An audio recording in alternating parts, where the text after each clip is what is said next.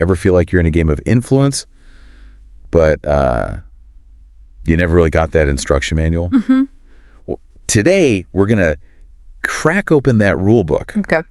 Dive deep into these like really essential influencing skills. Right. All drawn from this awesome guide we found. Different types of influencing skills. A guide to becoming a stronger leader. Okay. So get ready to level up that leadership game. Yeah. It's really interesting how this guide, it like reframes influence. You know, it's not about being manipulative or anything. It's more about like understanding and inspiring others. Yeah, totally. It's not about like twisting arms or anything like that. It's about building bridges to other people. Yeah. And speaking of bridges, that's the first skill this guide dives into. Okay.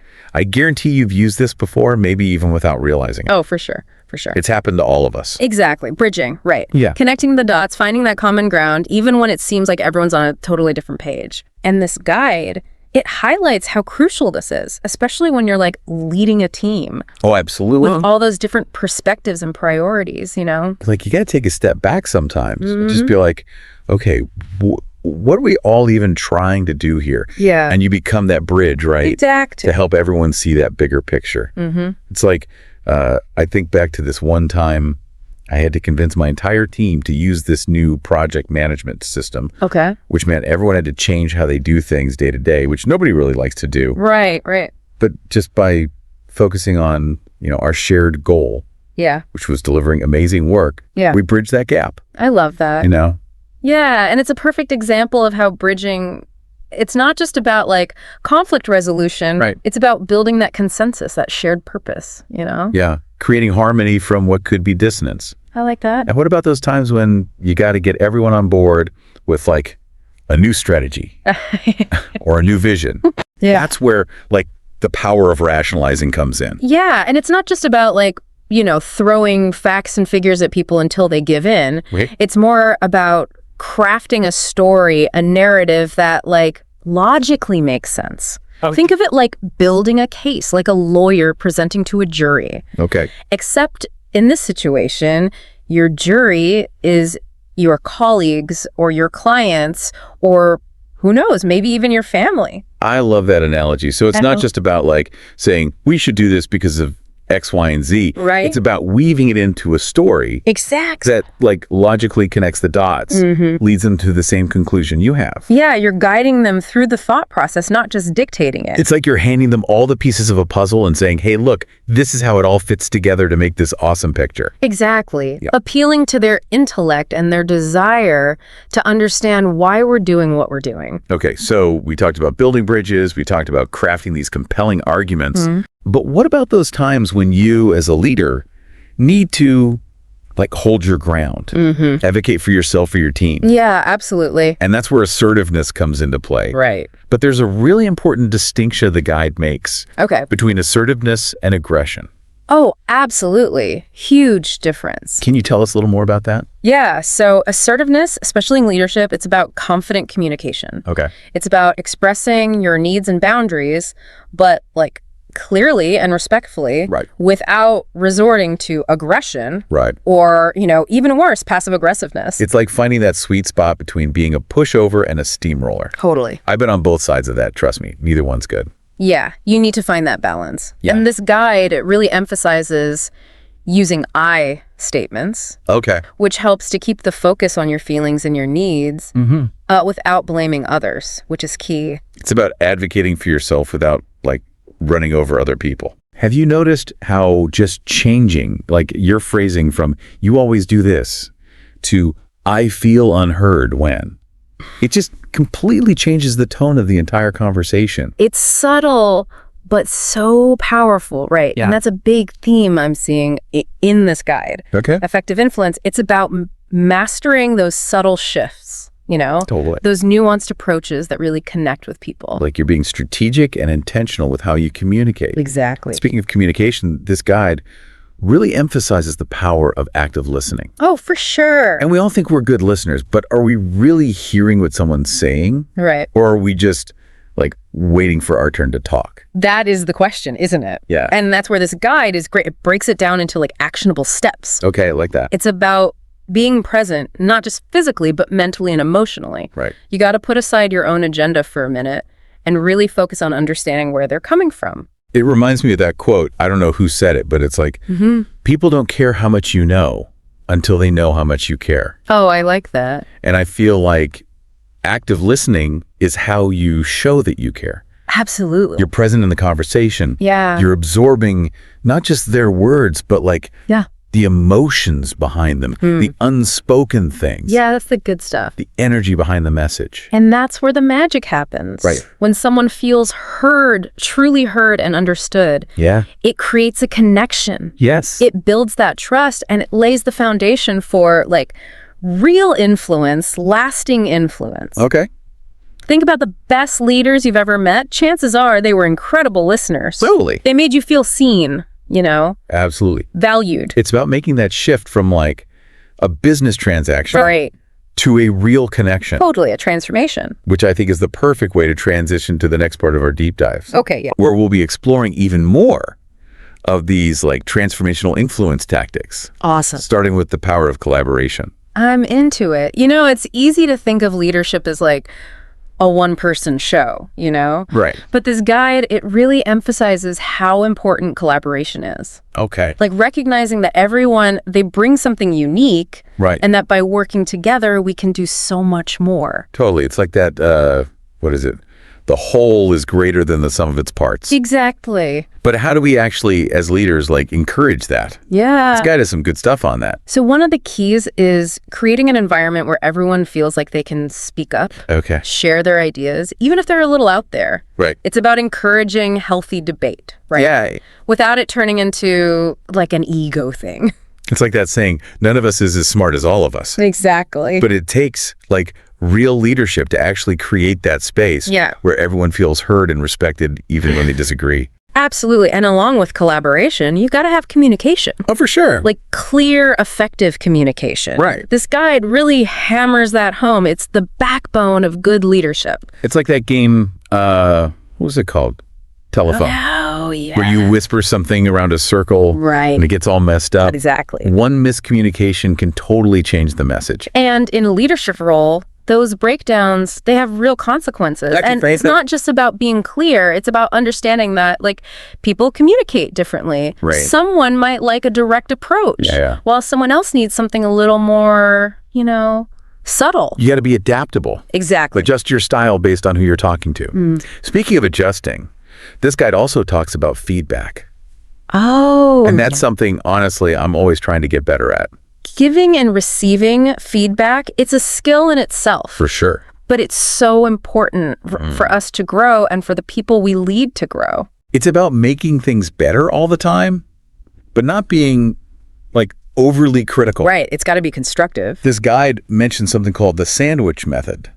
Have you ever heard of that? Oh, yeah. It's a classic. What is that? Basically, you start and end with positive stuff. Okay. So that the, you know, constructive criticism in the middle, it lands better. It's like a compliment sandwich. Exactly. Everyone loves those. Who doesn't? Okay. So we talked about communication. We talked about feedback. We talked about collaboration. But, like, what happens when you really got to get people on board with something? Right. That's where persuasion comes in. And again, this isn't about manipulation. Right. It's about, like, what makes people tick. You know, their motivations, their values. So framing your message in a way that speaks to that. Exactly. Appealing to their head and their heart at the same time. Right.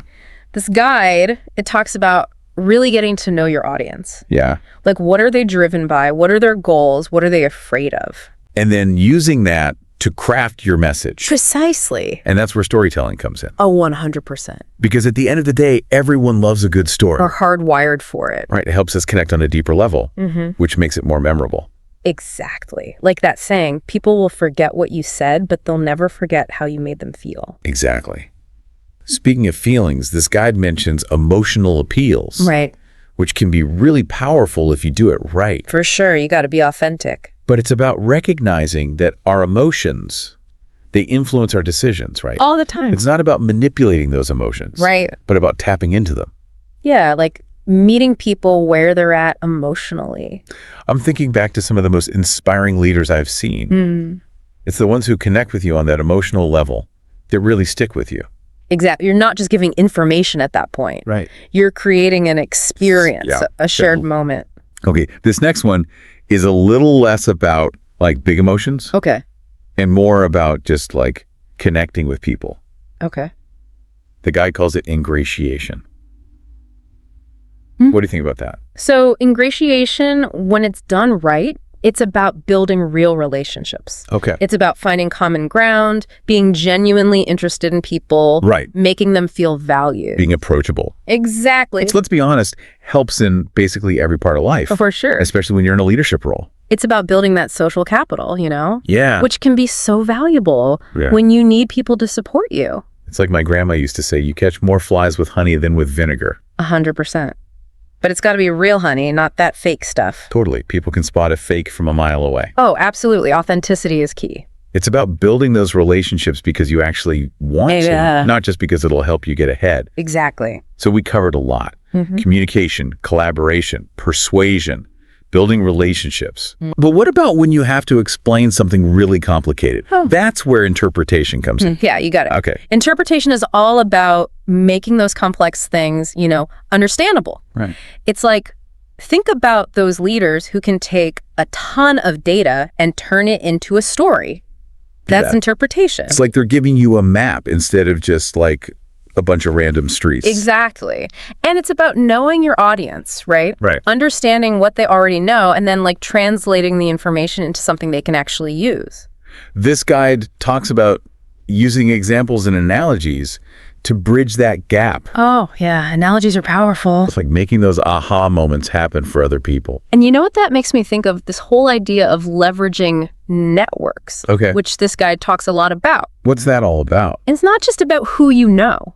Right. It's about those relationships Okay. and recognizing that each connection, it brings something to the table. It's like building your own A-team, but instead of like action heroes, it's your mentors and colleagues. Yeah. Or even friends and family. Right. Everyone who supports you.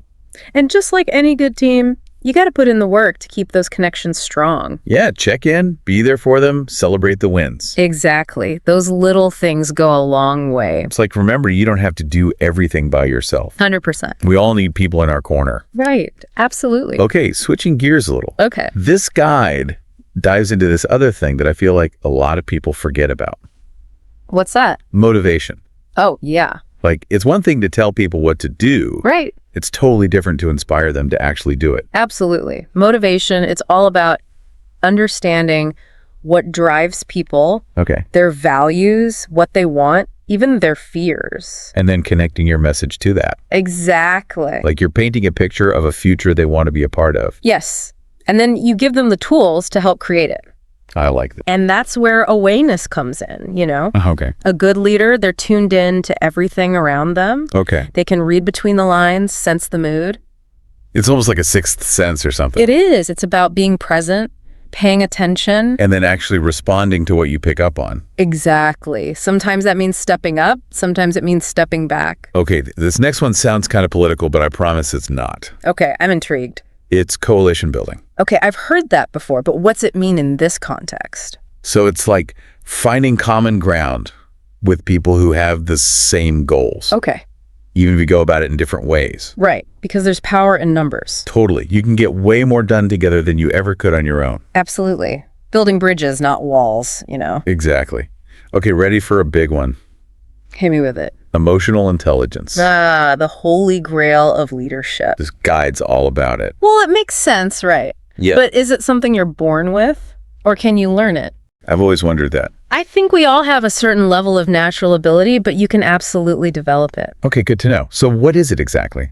It's about knowing your own emotions, right? Right. Understanding how they affect what you do. Right. And then being able to understand other people's emotions too. It's like becoming fluent in emotion. Exactly. And all of that, it leads to better communication, building trust. So it's like the thing that ties everything else together. 100%. Okay, we talked about assertiveness before, but this guide also mentions asserting.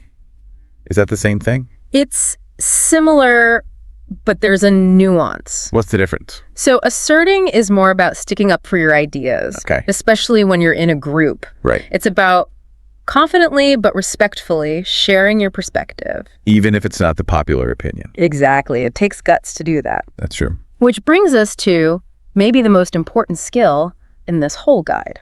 Okay, what's that? Inspiring. Oh, wow. Yeah. We've all met those people, right? Yeah. The ones who light you up inside. Totally. Make you believe anything is possible. They have this vision and they know how to share it in a way that just clicks. So how do they do that? They lead by example. They lift others up. They create that sense of possibility. Exactly. Okay, so you've got all these amazing skills, right? Right. But there's one thing missing. What's that? Trust. Ah, the foundation of it all. This guy talks about building trust with your colleagues. Because without it, you've got nothing, right? It's true. It's hard to inspire anyone if they don't trust you. Exactly. And trust, it's earned through consistency, honesty. Being reliable. Yeah, and actually caring. Walking the walk, not just talking the talk. 100%. This guide also mentions building up your confidence levels, Oh, yeah, that's a big one. which is way easier said than done sometimes. Oh, tell me about it. But it's so important for any leader. It is, but remember, confidence, it's earned too. So how do we do that? Know your strengths, know your weaknesses, never stop learning. Basically, just be open to growth. Exactly. So here we are, end of our deep dive into different types of influencing skills, a guide to becoming a stronger leader.